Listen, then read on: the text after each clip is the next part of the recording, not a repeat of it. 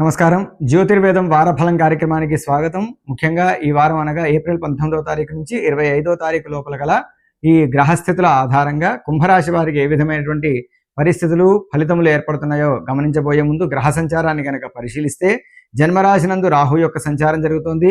జన్మరాశి నుండి ద్వితీయ రాశిన అనగా రెండవ రాశి నందు శని, కుజ, బుధుల యొక్క సంచారం జరుగుతోంది. తృతీయమున రవి, శుక్రుల యొక్క సంచారము, చతుర్థమున చంద్ర సంచారము, పంచమమున గురు సంచారము, సప్తమమున కేతు సంచారము అనేటువంటిది జరుగుతూ ఉన్నది. కాబట్టి ఈ గ్రహస్థితిని కనుక ఒకసారి పరిశీలిస్తే ఈ వారాంతం లోపల వీరికి కొంత వీరు అనుకున్నటువంటి కార్యములలో కష్టములు కనపడినప్పటికీ పాత ఆలోచన మార్గం అంటే ఏదైనా ఒక పని చేయాలంటే ఒక రకమైనటువంటి బాణిలో ఉంటుంది ఆలోచన విధానం అనేటువంటిది. ఆ బాణిని మార్చి కొత్త రకంగా కనుక ఆలోచించి ప్రతి పనులను కూడా మీరు చేసే ప్రయత్నం చేస్తే ఉన్నతమైనటువంటి ఫలితాలను పొందగలిగేటువంటి అవకాశం ఈ కుంభరాశి వారికి కనిపిస్తూ ఉన్నది.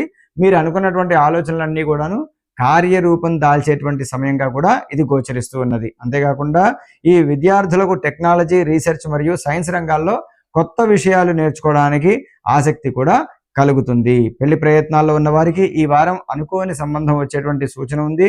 గతంలో తిరస్కరించినటువంటి సంబంధాలు కూడా మళ్ళీ చర్చకు రావచ్చు, అది కూడా వచ్చే అవకాశం ఉన్నది.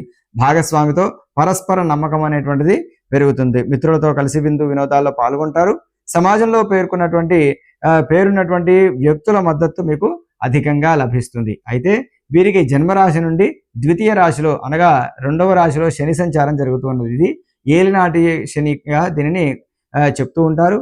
తద్వారా వచ్చేటువంటి ఫలితములు ఏంటంటే సదా క్లేశం, ఎల్లవేళ కూడా కొద్దిగా కష్టం అనేటువంటిది ఉంటుంది. వృధా వైరం, అనవసరంగా మాట్లాడడం ద్వారా మీది కాని విషయంలో మీరు తలదూర్చడం ద్వారా కొంత గొడవలకు దారి తీసేటువంటి అవకాశం వస్తూ ఉంటుంది.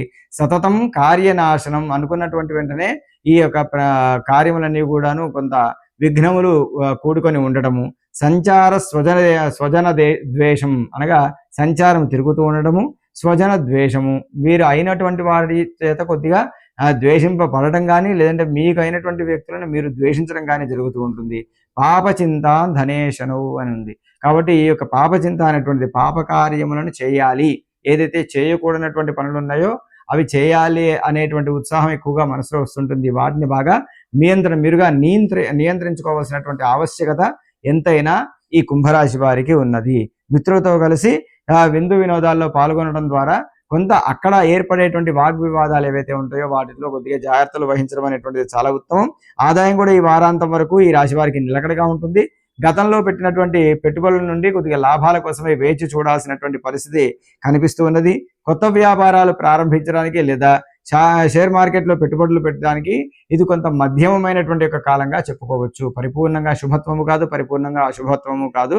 కాబట్టి మధ్యమమైనటువంటి కాలం కాబట్టి ఆచితూచి వ్యవహరించడం అనేటువంటిది చాలా ఉత్తమం. ఆరోగ్య విషయంలో పెద్దగా ఆందోళన చెందాల్సినటువంటి పని అయితే లేదు, కానీ జాగ్రత్తగా ఈ యొక్క కాళ్ళకు సంబంధించినటువంటి విషయాల్లో కొద్దిగా జాగ్రత్తలు వహించడం అనేటువంటిది చాలా ఉత్తమము. అంతేకాకుండా ఉద్యోగంలో మీపై అధికారులు మీకు కీలకమైనటువంటి ప్రాజెక్టులను అప్పగించేటువంటి అవకాశం ఉంది. మీ పనితీరుకు గౌరవం కూడా దక్కుతుంది. తద్వారా శ్రమ కూడా అధికమయ్యేటువంటి అవకాశం ఉంటుంది. నూతన ఉద్యోగ ప్రయత్నాలు చేసేవారికి వారాంతంలో శుభవార్త అందుతుంది. వ్యాపారస్తులకు నూతన ఒప్పందాలు కలిసి వస్తాయి. ముఖ్యంగా టెక్నికల్ రంగంలో ఉన్నటువంటి వారికి లాభాలు కూడా ఆశాజనకంగా ఏర్పడతాయి. ముఖ్యంగా ఈ రాశివారు దశరథకృత శని స్తోత్రం అనేటువంటిది నిత్యం పారాయణం చేసుకోవడం ద్వారా ఏలినాటి శని ప్రభావం అనేటువంటిది చాలా వరకు తగ్గుతుంది. తద్వారా రాని బాకీలన్నీ కూడాను రావటము, మీ నుండి ధన వ్యయం అనేటువంటిది జరగటం కూడా నియంత్రణలోకి వస్తుంది. తద్వారా అనుకున్నటువంటి పనులలో కూడా కొంత విఘ్నములు అనేటువంటిది తగ్గేటువంటి అవకాశం ఉంటుంది. కాబట్టి ఈ దశరథకృత శని స్తోత్రాన్ని నిత్యం పారాయణ చేస్తూ స్వామివారి అనుగ్రహాన్ని పొందవలసినది.